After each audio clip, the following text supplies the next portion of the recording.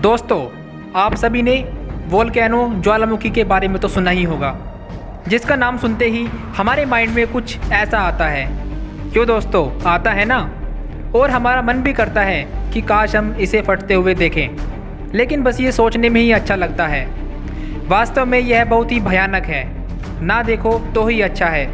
दोस्तों, यह तो हमें पता ही है कि वोल्केनो जब फटता है तो इसमें से लावा निकलता है, पर क्या आपको पता है कि यह सब कुछ कैसे होता है, लावा कैसे बनता है और वोल्केनो कैसे फटता है? तो दोस्तों, आज हम इसी बारे में बात करने वाले हैं, तो बने रहिए मेरे साथ। मेरा नाम है जतिन शर्मा और आपका स्वागत है आपके अपने चैनल ऑलराउंडर जतिन पर।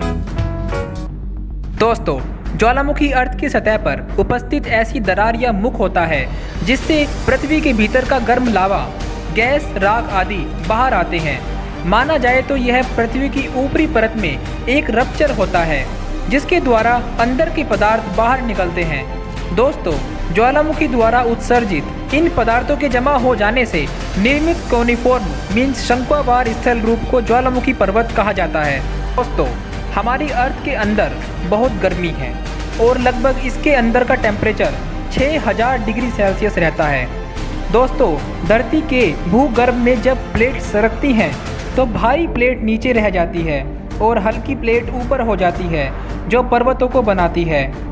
दोस्तों, जो ये भारी प्लेट दबकर पृथ्वी में जाती है तो फिर जियोथर्मल एनर्जी के कारण इसका मेटल और रॉक सब मिलकर मैग्मा बन जाता है।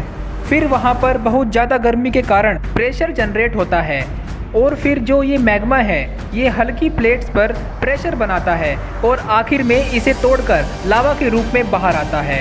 इसी को दोस्तों हम ज्वालामुखी विस्फोट कहते हैं। दोस्तों, मैग्मा और लावा में ज़्यादा फर्क नहीं होता है। दोस्तों, जब ये लावा भूगर्भ में होता है तो इसे मैग्मा कहते हैं और जब ये बाहर आता है तो इसे लावा कहते हैं।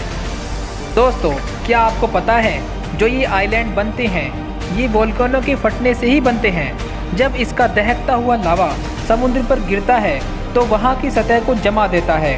आज धरती की सतह का 80% हिस्सा जो है वो वोल्केनो से ही बना है। दोस्तों, ज्वालामुखी का संबंध विवर्तनिकी से है, क्योंकि यह पाया गया है कि ज़्यादातर ये प्लेटों की सीमाओं के आसपास ही पाए जाते हैं, क्योंकि प्लेट बाउंड्रीज अर्थ की ऊपरी परत में विभंग उत्पन्न होने से कमज़ोर स्थल उपलब्ध कर देती है। इसके अलावा कुछ अन्य स्थलों पर भी ज्वालामुखी पाए जाते हैं जिनकी उत्पत्ति मेंटल प्लूम से मानी जाती है। ऐसे स्थलों को हॉट स्पॉट का नाम दे दिया जाता है।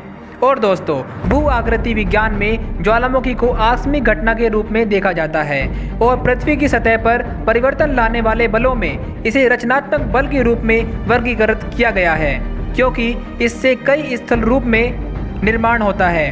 वहीं दूसरी ओर पर्यावरण भूगोल इनका अध्ययन एक नेचुरल डिजास्टर के रूप में करता है, क्योंकि इससे जान माल का नुकसान होता है। अब हम वोल्केनो के प्रकार के बारे में जान लेते हैं। दोस्तों, एक होता है सक्रिय ज्वालामुखी। भूवैज्ञानिकों में सक्रियता को लेकर किसी का एक मत तो नहीं है, लेकिन अगर कोई ज्वालामुखी वर्तमान में फट रहा हो या उसके जल्द ही फटने की आशंका हो या फिर उसमें गैस रिसने, धुआं या लावा उगलने या भूकंप आने जैसे सक्रियता के चिन्ह हों तो उसे सक्रिय माना जाता है। दोस्तों, फिर है डेड वोल्केनो।